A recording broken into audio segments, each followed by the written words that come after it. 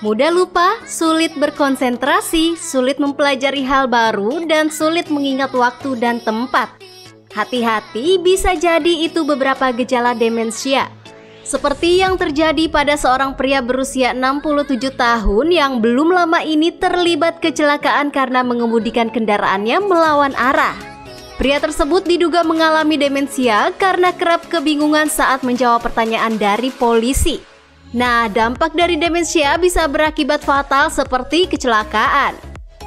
Demensia ialah penyakit yang mengakibatkan penurunan daya ingat dan cara berpikir. Sulit berpikir dan menurunnya daya ingat sudah pasti sangat berdampak pada aktivitas sehari-hari. Demensia umumnya diderita oleh orang tua yang berusia di atas 60 tahun. Namun tidak menutup kemungkinan demensia juga diderita muda-mudi berusia 20 tahunan loh. Gejala demensia dapat dimulai ketika seseorang berusia 30 tahun, 40 tahun, atau bahkan 50 tahunan. Di Indonesia, pada tahun 2016 ada sekitar 1,2 juta orang dengan demensia. Dan diperkirakan akan meningkat menjadi 2 juta di tahun 2030. Lalu 4 juta orang pada tahun 2050. Menurut statistik, setiap 3 detik, 1 orang di dunia mengalami demensia. Jika sudah mengidap demensia, perlu perhatian khusus karena akan berbahaya jika demensia tidak mendapatkan perhatian. Karena banyak aktivitas sehari-hari yang membahayakan, seperti lupa mematikan kompor. Nah, bagaimana mengenali gejala awal demensia? Apakah ada pencegahan agar tidak terserang demensia? Simak jawabannya di Hidup Sehat hari ini.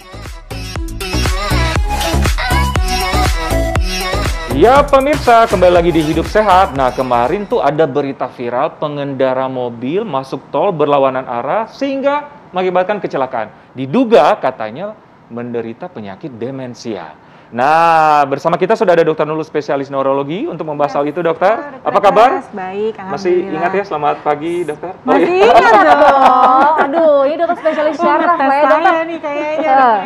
Baiklah, dokter, orang-orang harus tahu nih dokter nih ya, bahwa demensia itu katanya bukan penyakit nih dok, fakta atau mitos?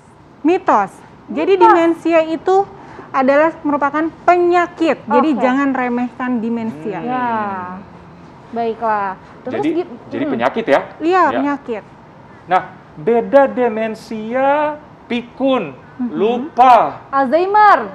Ya, Alzheimer itu apa, dokter? Oke, saya jelaskan lebih dahulu. Demensia ini merupakan gangguan memori berat disertai dengan gangguan activity daily living. Jadi, kegiatan sehari-harinya pun ikut terganggu.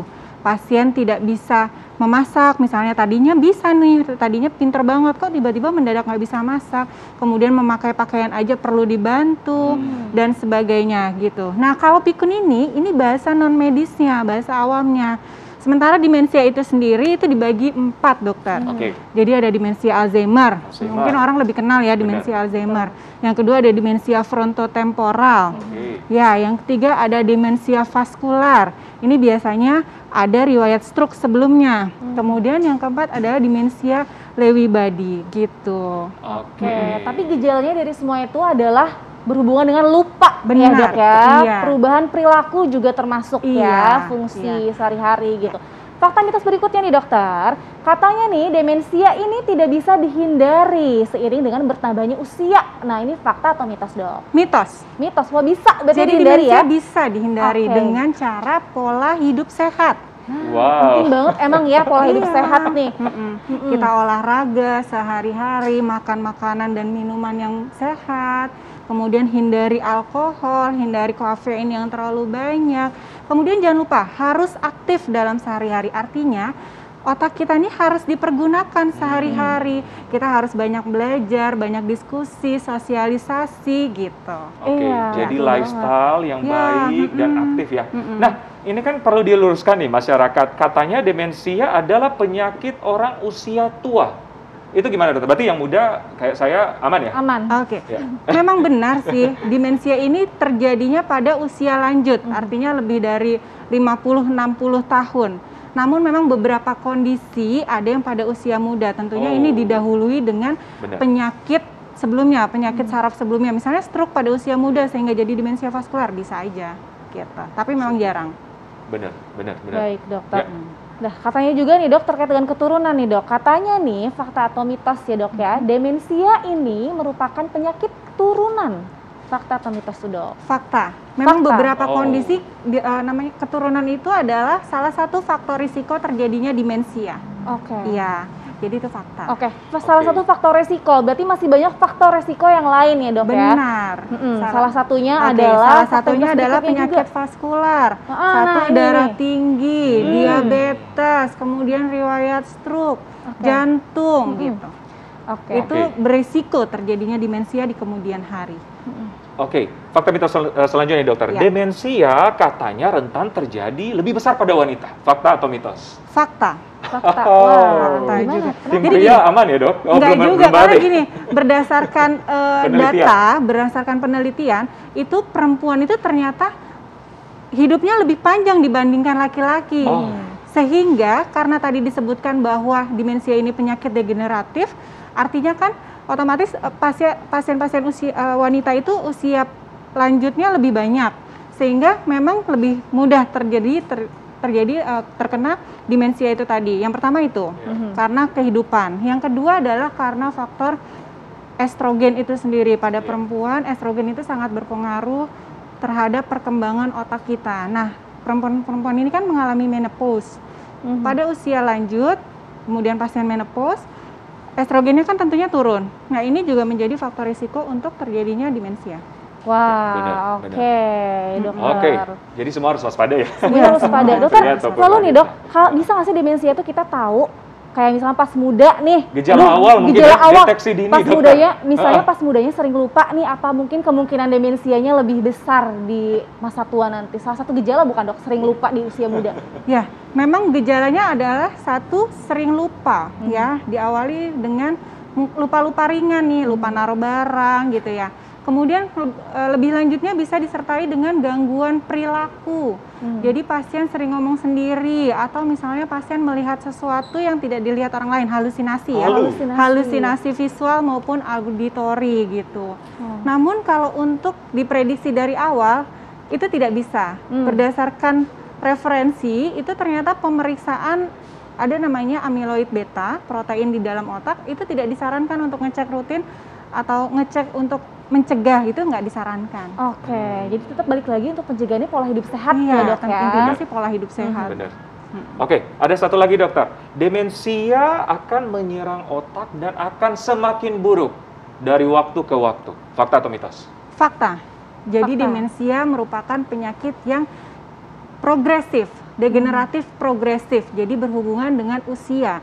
Semakin bertambahnya usia, semakin lama semakin ke depannya itu makin buruk. Namun demensia ini bisa diperlambat proses perburukannya gitu. Seperti apa dokter? Seperti tadi misalnya kita pola hidup sehat, hidupnya dirubah. Kemudian kita sebagai caregiver atau orang yang mendampingi atau keluarga ini memerlukan pendampingan khusus kan?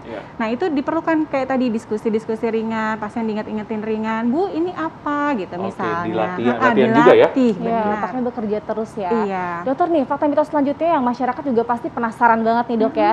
Katanya demensia ini tidak bisa disembuhkan dokter. Tapi dokter jangan dijawab dulu. Pemirsa pasti penasaran, jangan kemana-mana, tetap di Hidup Sehat. Ya pemirsa, itu tadi aktivitas yang tanpa kita sadari dapat menurunkan fungsi otak. Jadi kita olahraga, kita aktif, jangan terlalu lama bermain gawai juga ya dokter Eklas. Istirahat sih. Istirahat juga itu penting tidur banget. Cukup ya. Betul, Bilang ke saya mulai juga sih. bergerak.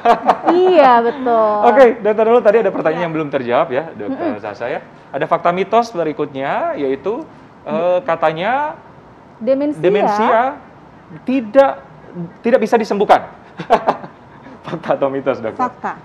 Fakta.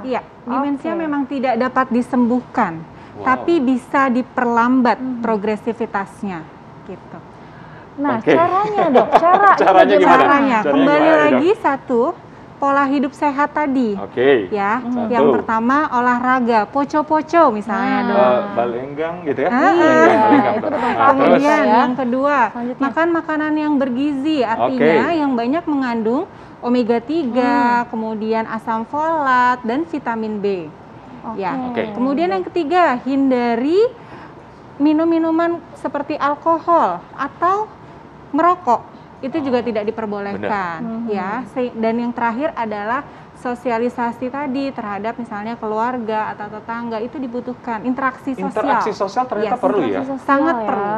Baik, jadi walaupun bertambahnya usia, kita tetap aktif nih dengan olahraga, interaksi, silaturahmi, makan dijaga ya. Baik, dokter nih terakhir, fakta mitos selanjutnya dokter. Vitamin dan suplemen nih dari faktor luar ya dok ya, ini katanya dapat mencegah demensia. Fakta atau mitos dokter? Dalam referensi tidak disebutkan dapat mencegah ya. Yang dapat mencegah yang tadi sebelumnya saya sebutkan. Berarti lifestyle yang lebih penting itu lifestyle. Yang jawabannya berarti mitos. Mitos ya. Namun untuk pengobatan bisa dianjurkan memang minum atau makan vitamin atau suplemen yang mengandung omega 3, kemudian asetilkolin gitu ya. Kemudian yang ketiganya adalah asam folat dan vitamin B seperti itu. Oke, jadi ya setidaknya ya untuk apa ya kebutuhan nutrisi juga ya. Iya, betul. Oke, dokter terakhir nih tips bagi kita mengetahui kalau kita sudah mengalami demensia. Itu yang pertama. Kedua, tips bagi keluarga kita mungkin atau orang-orang terdekat yang menjaga rekannya atau orang terdekatnya yang menderita atau mengalami demensia. Ada dua tips nih dokter. Iya. Yang pertama, kita harus aware apa sih demensia itu ya. Selain pikun atau lupa, kemudian pikun atau lupanya ini berjalannya progresif.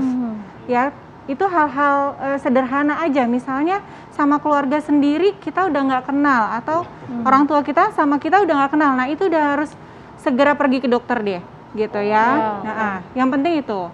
Yang kedua, tadi apa dok? Cara keluarga merawat.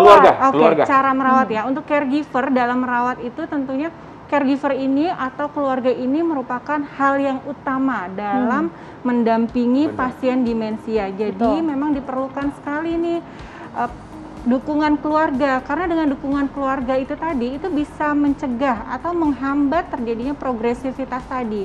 Caranya adalah tentunya keluarga yang demensia ini ya harus dijaga dengan sabar. Meskipun misalnya gini, dokter Eklas demensia amit-amit ya. Terus dokter Eklas nanya ini, Bu, tadi saya sudah makan belum? Sudah gitu kan, udah dijawab. Terus pasti tanya lagi 5 menit kemudian. Jadi kesannya kayak menjengkelkan lah ya dok ya. Pasti menjengkelkan, namun memang harus dijawab dengan sabar gitu. Dan memang harus didampingi dok kemana-mana. Kalau aktivitas ringan, bermain games, atau TPS, atau gitu main PS, atau handphone mungkin di game, itu bisa membantu. Kalau handphone tidak disarankan, karena tadi yang disebutkan kan bahwa gawai itu tadi akan menyebabkan kurangnya interaksi sosial.